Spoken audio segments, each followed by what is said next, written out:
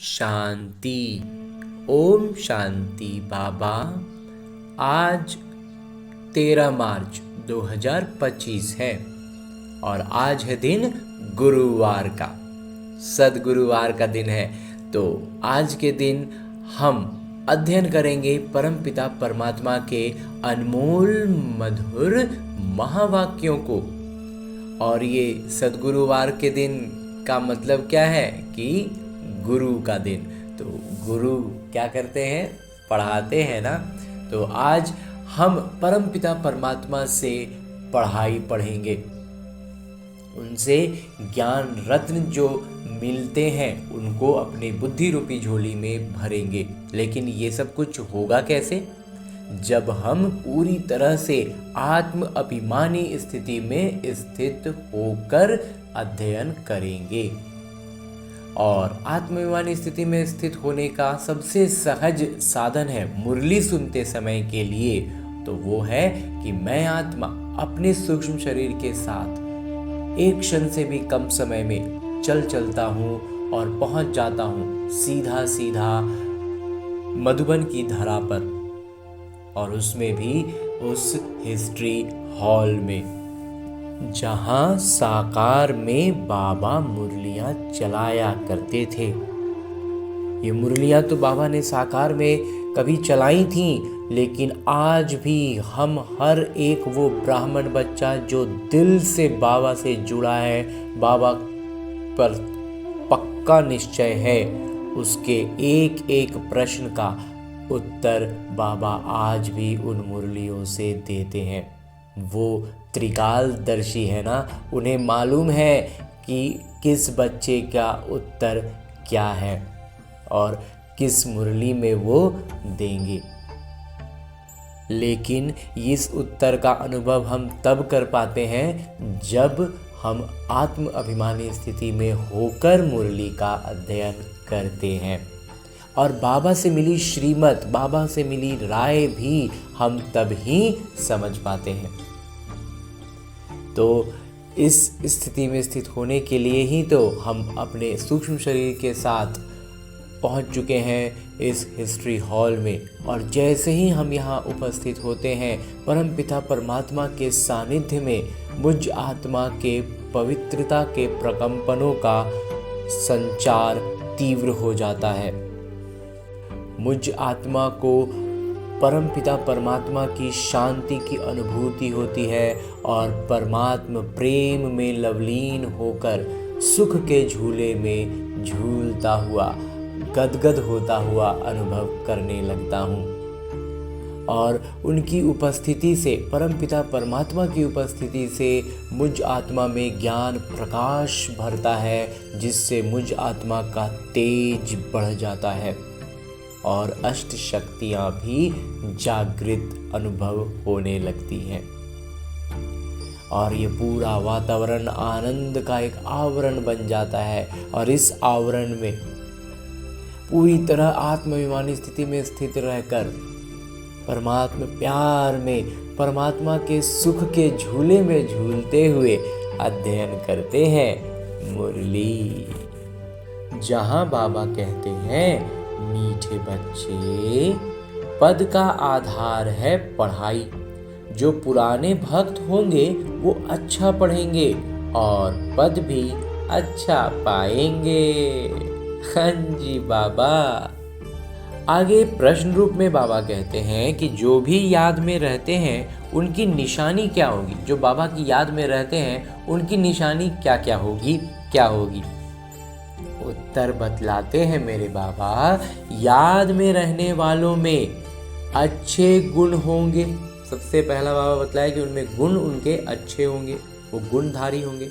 दूसरा, वो पवित्र होते जाएंगे, पवित्रता धीरे धीरे उनमें बढ़ती जाएगी। तीसरी, रॉयल्टी आती जाएगी, और जितना पवित्र होते जाएंगे रॉयल्टी भी आएगी। राजघराने, सूर्यवंशी घराने के हैं तो वो रुतबा अनुभव में आने लगेगा।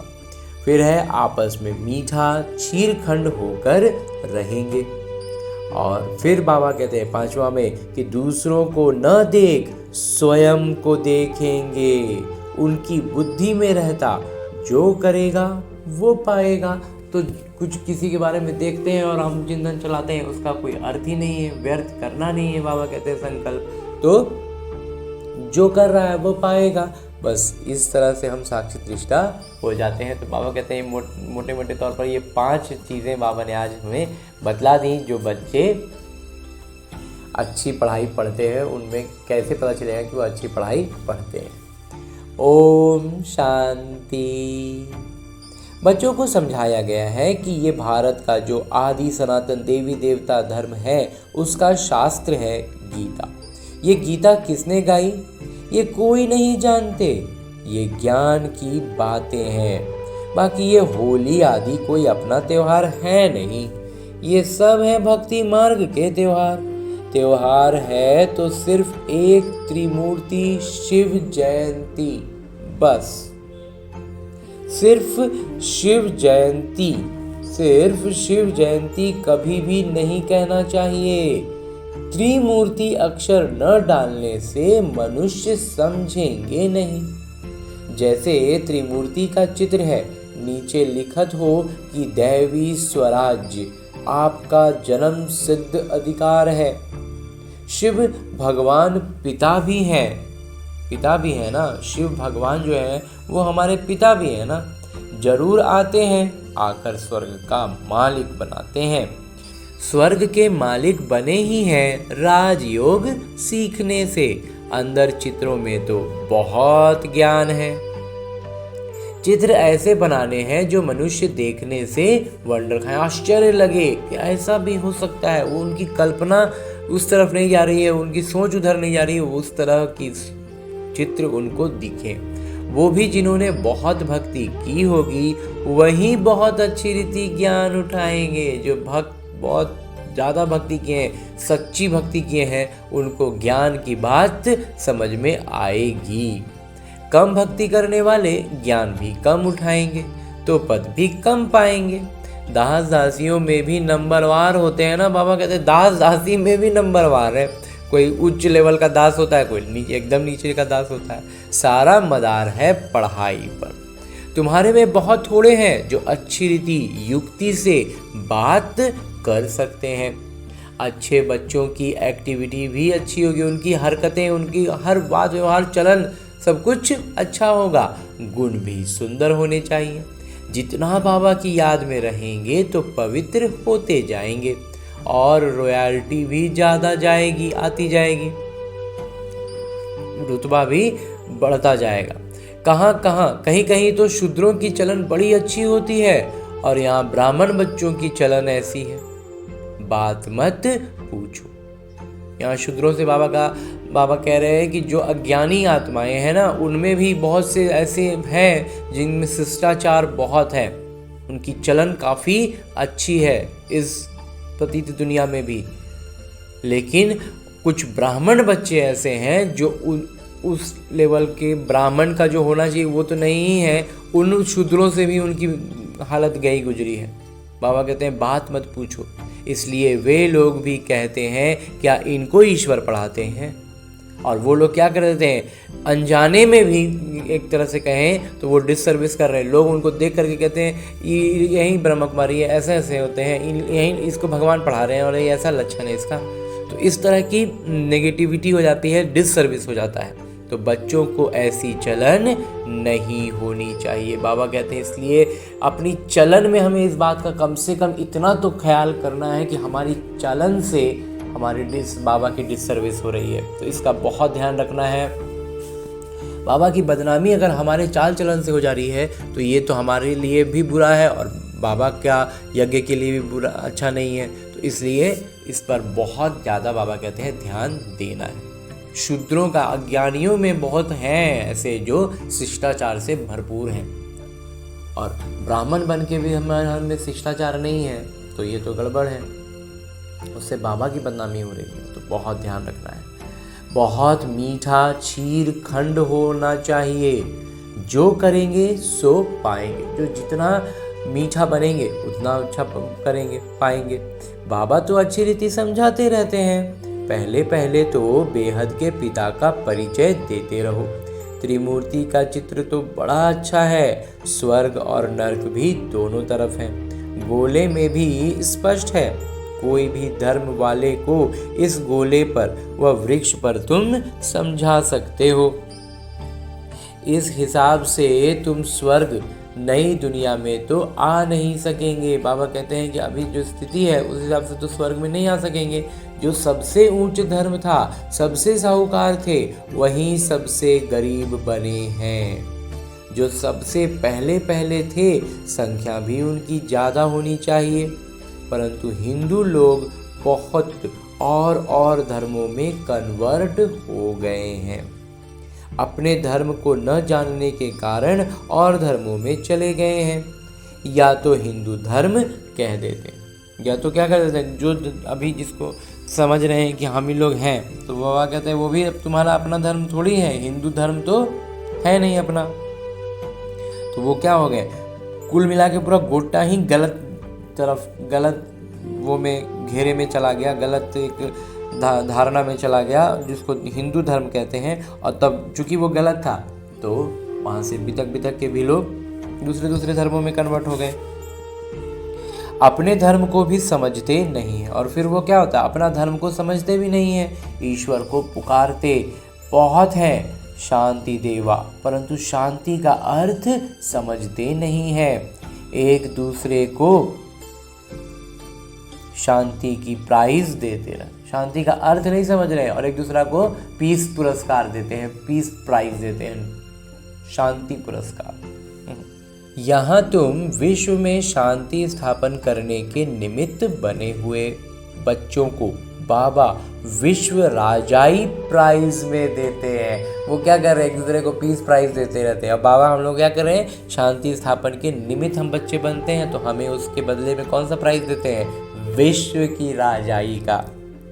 ये इनाम भी नंबरवार पुरुषार्थ अनुसार मिलता है, और ये इनाम भी बाबा कहते हैं पुरुषार्थ अनुसार है। देने वाले हैं भगवान पिता।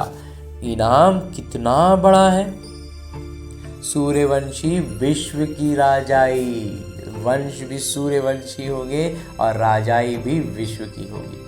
अभी तुम बच्चों की बुद्धि में सारे विश्व का इतिहास, भूगोल, वर्ण आदि सब है। पूरा विश्व में कैसे क्या हुआ, ज्योग्राफी क्या है, हिस्ट्री क्या है और वर्ण क्या है, सब स्पष्ट है। विश्व की राजाई लेनी है तो कुछ मेहनत भी करनी है। बिंदुएं तो बहुत सहज हैं, शिक्षक जो काम देते हैं वो करके दिखाना चाहिए। तो बाबा देखें कि किसमें पूरा ज्ञान है। कई बच्चे तो मुरली पर भी ध्यान नहीं देते हैं, रेगुलर मुरली पढ़ते नहीं। बाबा ने आज एकदम स्पष्ट कहा, रेगुलर, हर दिन प्रतिदिन मुरली पढ़ते नहीं हैं। तो फिर बाबा का से एक तरह से कहें तो वो प्यार, वो खिंचाव कम होने लगता है। जो मुरली नहीं पढ़ते वो क्या किसी का कल्याण करते होंगे। जो मुरली पढ़ नहीं रहे हैं, बाबा कहते हैं वो कल्याण कहाँ से करेंगे। बहुत बच्चे हैं जो कुछ भी कल्याण नहीं करते, और बाबा कहते हैं ऐसे बच्चे बहुत हैं जो किसी का कोई कल्याण नहीं करते, ना अपना ना औरों का करते हैं। इसलिए घोड़े सवार प्यादे कहा जाता है। तो क्या है, कुछ घुड़सवार भी हैं तो कुछ प्यादे भी हैं, पैदल चलने वाले।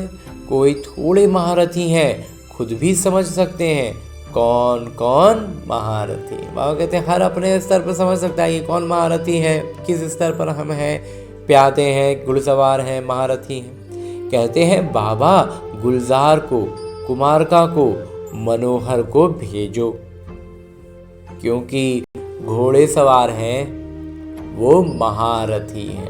बाबा कहते हैं कि क्या होता है, उनको दादियों को बुलाते थे, और कोई वरिष्ठ भाई थे उन सबको बुलाया जाता था कि आइए यहाँ पर आकर के ब्राह्मण बच्चों को ज्ञान दीजिए। तो बाबा कहते हैं क्यों उनको बुलाया जा रहा है, क्योंकि वो महारथी है ना, तो हम क्यों नहीं है महारथी। बाबा तो सब बच्चों को अच्छी रीति जान सकते हैं। कोई पर ग्रहचारी भी बैठती है ना, कर्मों का हिसाब किताब कभी कोई ज़्यादा होता है तो ज़्यादा बोझ आता है, लेकिन वो सिर्फ हट जाएगा बाबा की याद से। कभी अच्छे अच्छे बच्चों को भी माया का तूफान आने से बेताले बन जाते हैं। माया का तूफान जब आता है तो बाबा कहते हैं बेताले बन जाते हैं। ज्ञान तरफ अटेंशन ही नहीं जाता है, पूरी तरह से ज्ञान भूलने लगते हैं। बाबा को हर एक की सेवा से मालूम तो पड़ता है ना, बाबा को सेवा से ही मालूम चल जाता है कि कौन किस स्तर पर क्या कर रहा है। सेवा करने वाले अपना पूरा समाचार बाबा को देते रहेंगे। तुम बच्चे जानते हो गीता का भगवान हमको विश्व का मालिक बना रहे हैं। बहुत हैं जो वो गीता भी कंठ कर लेते हैं, हजारों रुपया कमाते हैं। जो गीता कंठ कर लिए वो फलाने श्लोक के फलाने में फलाना में ये कहा गया है, फलाने में फलाना में ये हुआ है, श्लोक संख्या ये संख्या, उन संख्याओं के साथ उसको बताने से इम्प्रेसिव लगता है, तो वो क्या हजारों रुपया कमाते हैं। तो उनका वास्तविक उद्देश्य क्या होता है? अधिक से अधिक पैसा कमा रहे हैं, रुतबा कमा रहे हैं, शोहरत कमा रहे हैं, उसमें उनका ध्यान है।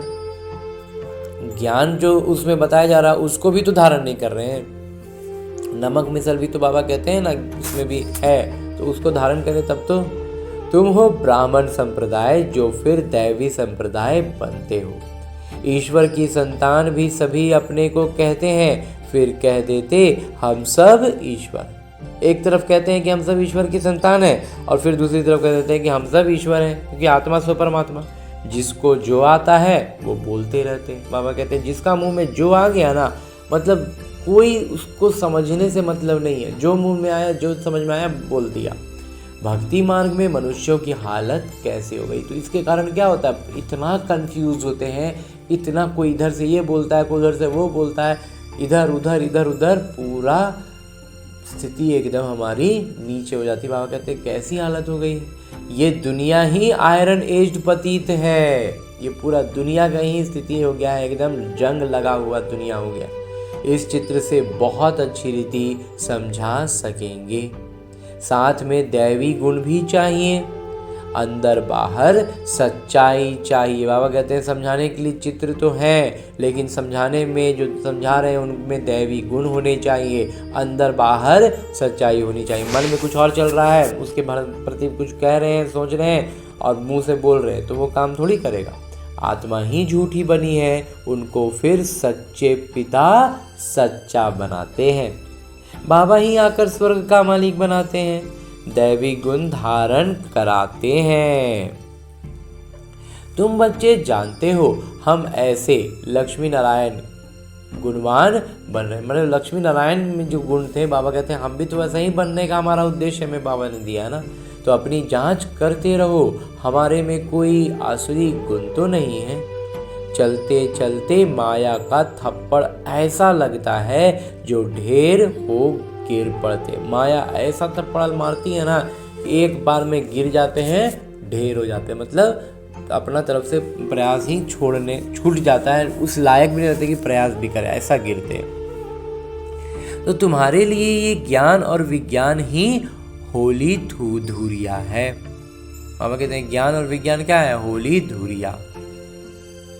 वे लोग भी होली और धुरिया मनाते हैं, लेकिन उनका अर्थ क्या है ये भी कोई नहीं जानते। बाबा कहते हैं लौकिक रीति में भी होली धुरिया कुछ होता है, वो मनाते हैं, लेकिन उसका अर्थ नहीं जानते। और बाबा लौकिक में भी कहते हैं कि यह होली धुरिया है। वास्तव में ये ज्ञान और विज्ञान है जिससे तुम अपने को विद्युत बहुत ऊंच बनाते हो।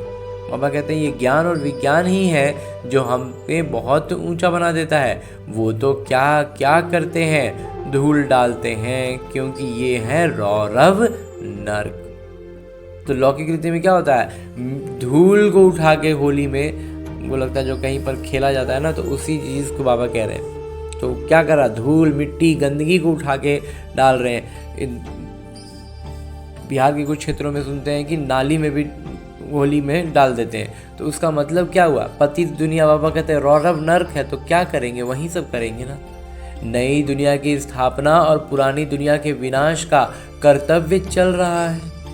ये क्या हो रहा है, पुरानी दुनिया का विनाश का कर्तव्य चल रहा है और एक तरफ बाबा स्थापना हमसे करवा रहे हैं। तो तुम ईश्वरीय संतान को भी माया एकदम घूंसा ऐसा लगा देती है जो जोर से दूबन में गिर पड़ते हैं। बाबा कहते हैं तुम ईश्वरीय संतान बन गए हो, इतना सब कुछ समझने लगे, ईश्वरीय सेवा में लगे हैं, ज्ञान में अच्छे चलते रहते हैं और ऐसा माया घूसा लगाती है जो ऐसा गिरते ना, दूबन में गिर जाते हैं, दलदल में गिर जाते हैं, मतलब गिरे तो गिरे, अब उठने की स्थिति में भी नहीं रहते। फिर उससे निकालना बड़ा मुश्किल होता है, दूबन से निकालना, दलदल से बड़ा मुश्किल होता है। इसमें फिर आशीर्वाद आदि की कोई बात नहीं रहती। बाबा कहते हैं उसमें फिर आशीर्वाद बाबा कर दें और हो जाए, बाबा कहते हैं ऐसा कुछ नहीं है, पुरुषार्थ से ही करना होगा। फिर इस तरफ मुश्किल चढ़ सकते हैं, इसलिए बड़ी खबरदारी चाहिए। बाबा कहते हैं फिर एक बार जो दलदल में धंसने लगते हैं ना, तो फिर बहुत मुश्किल है कि वो वापस चढ़ सके। इसलिए बाबा कहते हैं पहले ही खबरदार रहो कि माया का ना थप्पड़ लगे और ना हम उस दलदल में धंसे। माया को दूर से ही भगाना है, बाबा की याद में, लगातार बाबा की याद में रह करके, खुद को आत्मा समझते हुए अपना बिलीफ सिस्टम में ही इस चीज को डाल देना है, अपनी अवधारणा में कि मैं आत्मा हूं, और वो भी शांत स्वरूप, प्रेम स्वरूप। तो माया नजदीक आ ही नहीं पाएगी। माया के वार से बचने के लिए कभी देह अभिमान में मत फंसो। बाबा ने एकदम स्पष्ट कह दिया, माया का वार से बचने का एक ही तरीका है, हमेशा आत्माभिमानी स्थिति में रहना, कभी भी देह अभिमान में मत फंसो। सदा खबरदार, सब भाई बहन हैं। बाबा कहते हैं एकदम उस पर इतना ज़्यादा अटेंशन रखना, इसी एक भावना पर कि हम आत्मा हैं, मैं आत्मा हूँ, शांत स्वरूप आत्मा हूँ, प्रेम स्वरूप आत्मा हूँ, मैं देह नहीं हूँ।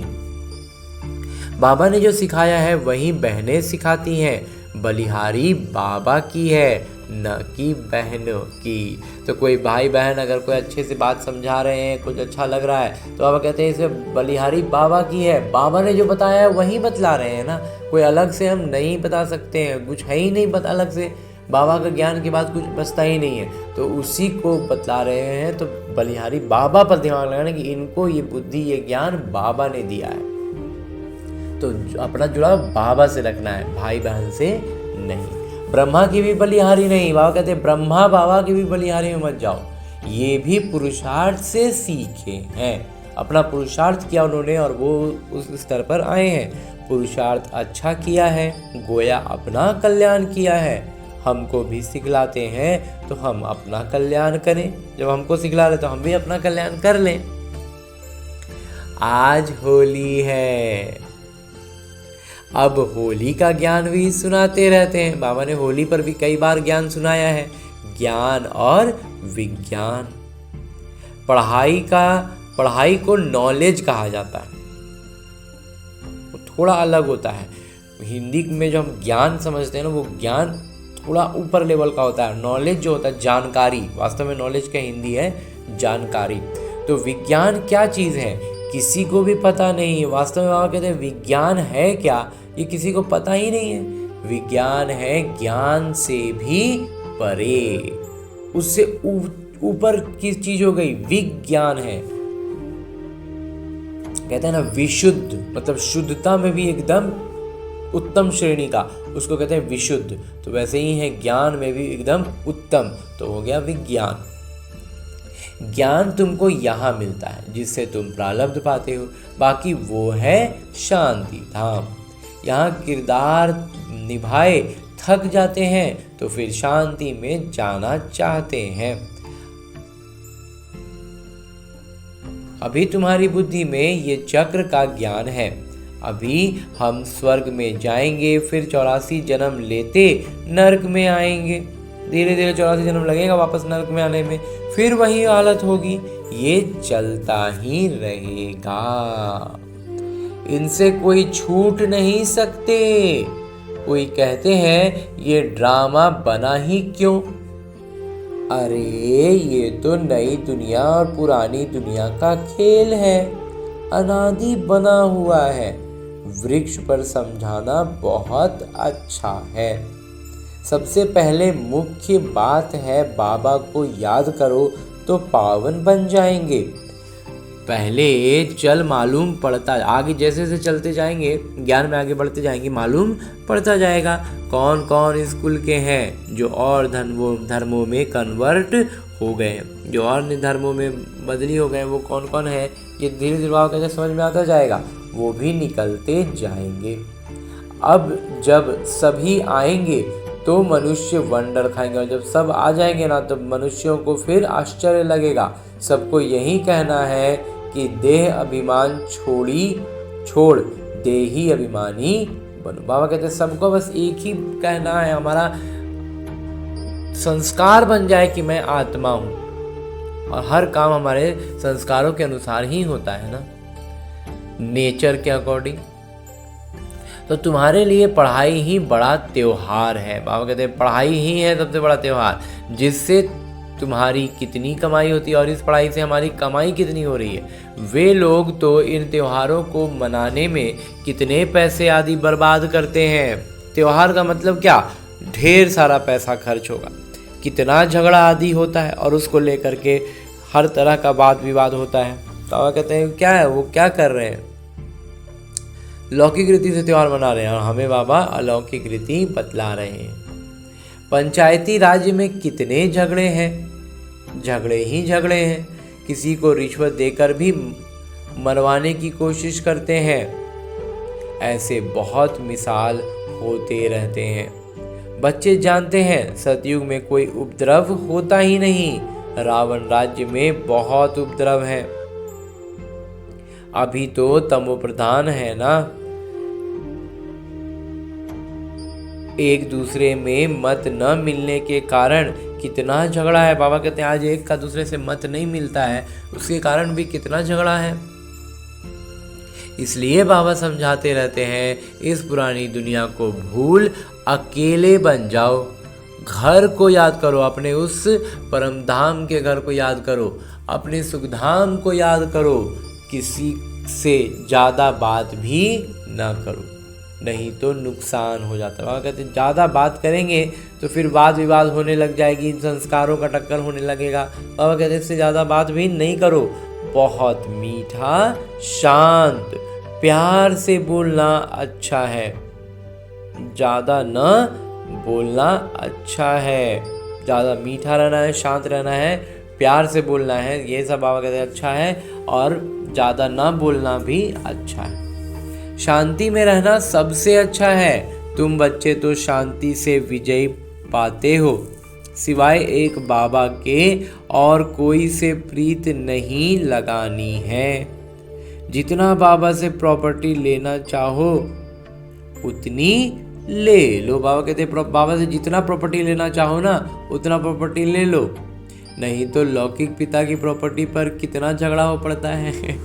लौकिक पिता की संपत्ति क्या होती है, सीमित होती है, और वो कई हिस्सों में बढ़ जाती है तो कम होती चली जाती है। लेकिन ये परम पिता परमात्मा अलौकिक है, और इनकी जो हमें वो प्रॉपर्टी दे रहे हैं वो भी अलौकिक है। ये जितने भी आत्माओं में बढ़ जाए ये कम तो होगा नहीं और बढ़ते ही रहेगा। इसलिए बाबा कहते हैं हमें जितना चाहे उतना प्रॉपर्टी ले लो। इसमें कोई खिटखिट नहीं है, इसमें लेने में कोई खिटखिट नहीं है, कोई कम ज़्यादा भी नहीं है और ना ही किसी के लेने से कम होता है। जितना चाहे उतना अपनी पढ़ाई से ले सकते हो, इसमें बस अपना पढ़ाई के अनुसार मिलेगा। जो जितना अच्छा पढ़ाई पढ़ेगा बाबा कहते हैं उसको उतना अच्छा मिलेगा। हाँ जी बाबा। अच्छा, मीठे मीठे सिकिलते बच्चों प्रति माता पिता बाबा का याद प्यार और आशीर्वाद। रूहानी बाबा की रूहानी बच्चों को नमस्ते। हम रूहानी बच्चों की ओर से रूहानी माता पिता को याद प्यार और प्रणाम। धन्यवाद बाबा, धन्यवाद।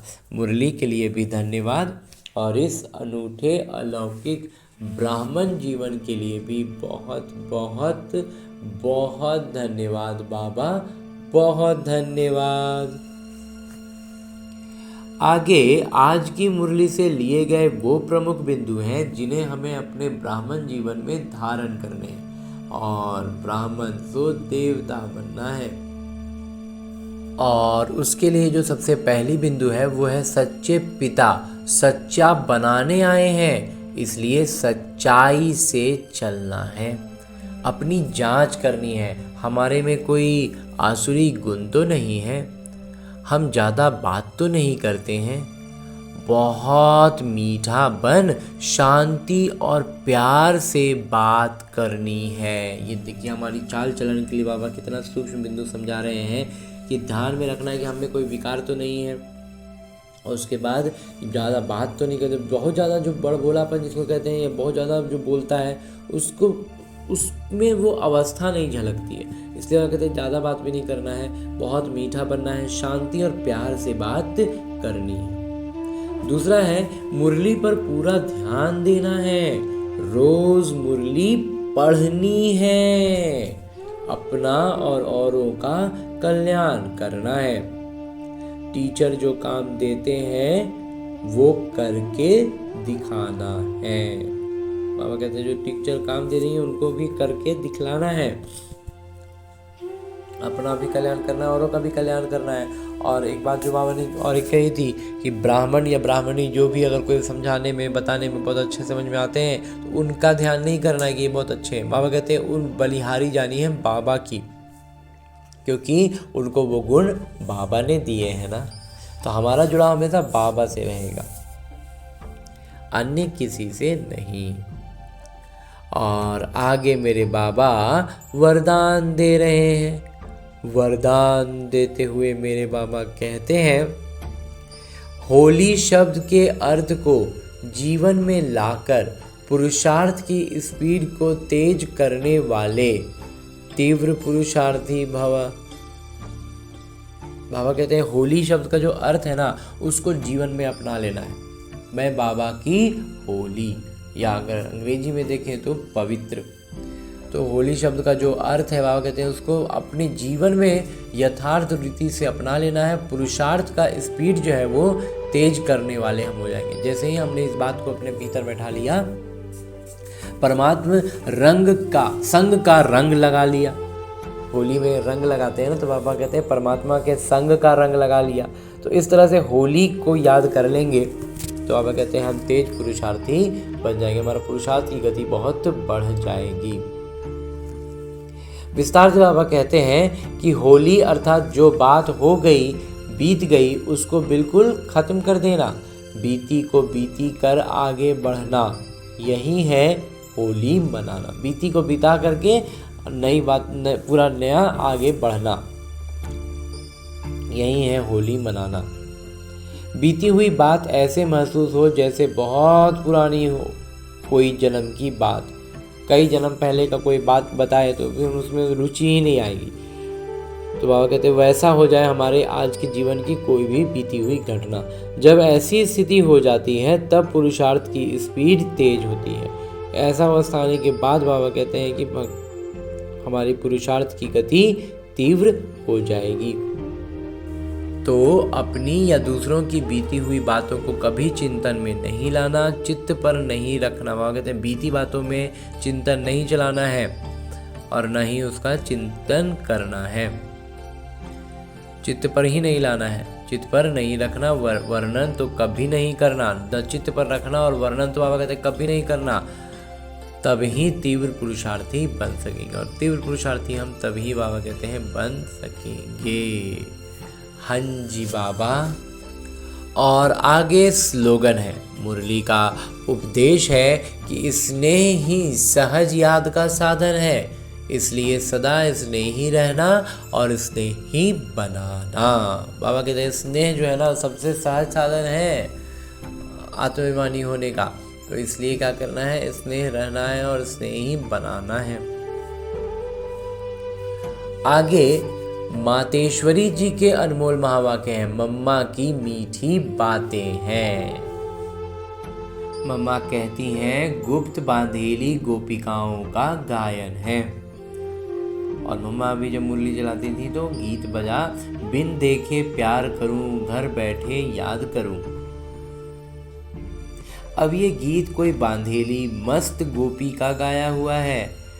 ये है कल्प कल्प वाला विचित्र खेल। बिन देखे प्यार करते हैं, दुनिया बेचारी क्या जाने। बाबा को कभी हम देखते तो हैं नहीं आंखों से, लेकिन कितना प्यार करने लगे। तो बाबा कहते हैं कल्प पहले वाला किरदार हूबहू रिपीट हो रहा है। भल उस गोपी ने घर बार नहीं छोड़ा है, परंतु याद में करम बंधन चुकतू कर रही हैं। तो ये कितनी खुशी में झूम झूम कर मस्ती में गा रही हैं। तो वास्तव में घर छोड़ने की बात नहीं है, घर बैठे बिन देखे उस सुख में रह सेवा करनी है। घर बैठे बाबा की प्यार में सुख का अनुभव करना है। बाबा को बिना देखे उनसे हम प्यार करने लगे हैं, तो पापा कहते हैं उसी सुख में, उसी प्रेम के नशे में, उसी प्यार में डूबकर सेवा करनी है। कौन सी सेवा करनी है? पवित्र बन पवित्र बनाने की। तुमको तीसरा नेत्र अब मिला है। आदि से लेकर, शुरू से लेकर अंत तक बीज और वृक्ष का राज तुम्हारी नजरों में है।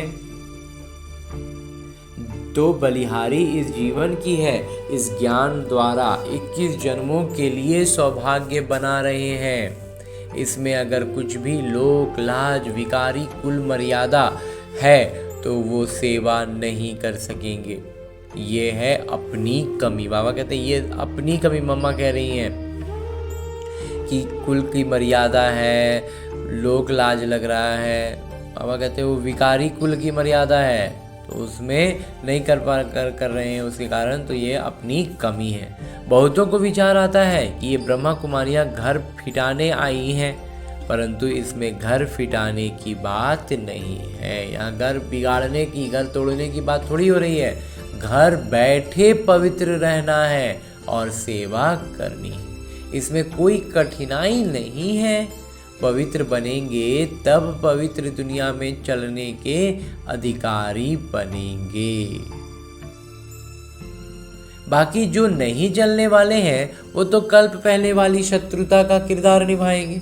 इसमें कोई का दोष नहीं है, हमें उसे दोषी के रूप में नहीं देखना है। जैसे हम परमात्मा के कार्य को जानते हैं, वैसे नाटक के अंदर हर एक के किरदार को जान चुके हैं, तो इसमें घृणा नहीं आ सकती। बाबा कहते हैं इसमें जब नाटक का एक एक राज को समझ गए, ड्रामा के अंदर के हर एक के किरदार को जान चुके हैं, समझ चुके हैं, तो फिर घृणा तो हो ही नहीं सकता। ऐसे तीव्र पुरुषार्थी गोपियां रेस कर विजय माला में भी आ सकती। बाबा कहते हैं ऐसे पुरुषार्थी गोपियां भी है ना, जो रेस करके ना विजय माला में भी आ सकती हैं। वो बंधन में है, सेवा केंद्र पर भी नहीं आ पाती हैं, लेकिन याद में रहती हैं और खुशी में रहती बाबा की याद में रहते हुए, तो बाबा कहते हैं वो फिर विजय माला में भी आ सकती हैं। अच्छा, ओम शांति। और परम पिता परमात्मा से अनमोल मधुर महावाक्यों का अध्ययन करने के बाद, वरदान प्राप्त करने इसके बाद, मम्मा की मीठी और बड़ी सूक्ष्म सूक्ष्म बातों को सुनने के बाद, अध्ययन करने के बाद, अब परमपिता परमात्मा इसी अव्यक्त स्वरूप में स्थित रहकर एक इशारा भी देते हैं। और इन इशारों के लिए भी बाबा ने एक श्रीमत दी है जो पूरे महीने के लिए है। वो है कि सत्यता और सभ्यता रूपी संस्कृति को अपनाओ। और उसमें आज के लिए बाबा ने जो इशारा दिया है वो है कि जो भी ज्ञान की गूढ़ बातें हैं उसको स्पष्ट करने की विधि आपके पास बहुत अच्छी है और स्पष्टीकरण है। पूरी कोई भी ज्ञान की बात को कोई बोले तो हम उसका स्पष्टीकरण अच्छे से दे सकते हैं, क्योंकि इसकी विधि युक्ति भी हमारे पास है और उसका स्पष्टीकरण भी हमारे पास है। एक एक बिंदुओं को लॉजिकल स्पष्ट कर सकते हो। पूरा अगर तरीके से सलीके से कोई बात समझ रहा है तो उसको बाबा कहते हैं एकदम स्पष्ट तौर पर सारी बात समझा सकते हो तर्क के साथ। अपनी अथॉरिटी वाले हो, हमें ये भी याद रखना है कि हम अथॉरिटी वाले हैं। कोई मनोमय या कल्पना की बातें तो है नहीं, यथार्थ हैं, अनुभव है। अनुभव है कि यथार्थ है, ये सच है, ये सही है। तो फिर अथॉरिटी से कहना है अनुभव की अथॉरिटी, ज्ञान की अथॉरिटी, सत्यता की अथॉरिटी। तीन अथॉरिटियां हैं हमारे पास। एक तो ये पूरी तरह से सच है, दूसरा हमने ये अनुभव किया हुआ है, तीसरा ये ज्ञान में हमने अपनी स्पष्टता से अथॉरिटी पाई है। कितनी अथॉरिटीज़ हैं? तो अथॉरिटी और स्नेह, अधिकार है हमारा। अथॉरिटी हो गया मतलब हक से जिसको कहते हैं, हमारा इन पर हक है। तो कितनी सारे हक से हम कह सकते हैं, कितना एक अलग ही रुतबा आ जाता है उस बात पर। तो अथॉरिटी और स्नेह दोनों को साथ साथ कार्य में लगा। तो बाबा कहते हैं कि हमें अपना इस अथॉरिटी के, अपने इस पावर के, अपनी शक्ति का कि हम हैं, हमने अनुभव किया है, हमारे पास ज्ञान है, हम ज्ञान से अपनी हर बात को स्पष्ट कर सकते हैं। और प्रेम भी उतना ही होना चाहिए, शिष्टाचार जो कहते हैं, सभ्यता से दैवी गुण हमसे छलकते रहें। मतलब हम जो ज्ञान कह रहे हैं उसकी गुणवत्ताएं हमसे झलकें, तभी वो प्रभाव डालेंगी। और ये कब होगा? अभ्यास से ही हो सकता है, क्योंकि पुराने संस्कार से के अनुसार ही हम अपने अभिव्यक्ति में आते हैं, हम खुद को व्यक्त कर पाते हैं। तो इस संस्कार को बदलने का कार्य अभ्यास से हो सकता है। पहले ज्ञान की तलवार आती है जो विकारों को काटती है, लेकिन अभ्यास से ही संस्कारों में वास्तविक परिवर्तन आता है। तो ये अभ्यास करने के लिए हमें करना क्या होगा? अपने स्थूल शरीर में वापस आना होगा और दिनचर्या के हर छोटे बड़े कार्यों में इस बात का सजगता रखनी है कि मैं आत्मा हूँ। और कैसी आत्मा हूँ? शांत स्वरूप आत्मा हूँ, प्रेम स्वरूप आत्मा हूँ। ये हमारा जब आदत में शामिल हो जाएगा तो हम आने वाली हर छोटी बड़ी परिस्थिति पर उसी अनुसार रिएक्ट करेंगे और हमें जादुई परिवर्तन देखने को मिलेगा, अनुभव करेंगे। तब तो अनुभव की अथॉरिटी से कह पाएंगे ना। तो चलिए इस अभ्यास के लिए लौटते हैं अपने स्थूल शरीर में, अपने इस लौकिक किरदार में ढेर सारी शुभ भावना और शुभकामनाओं से भरपूर होकर। अच्छा, ओम शांति।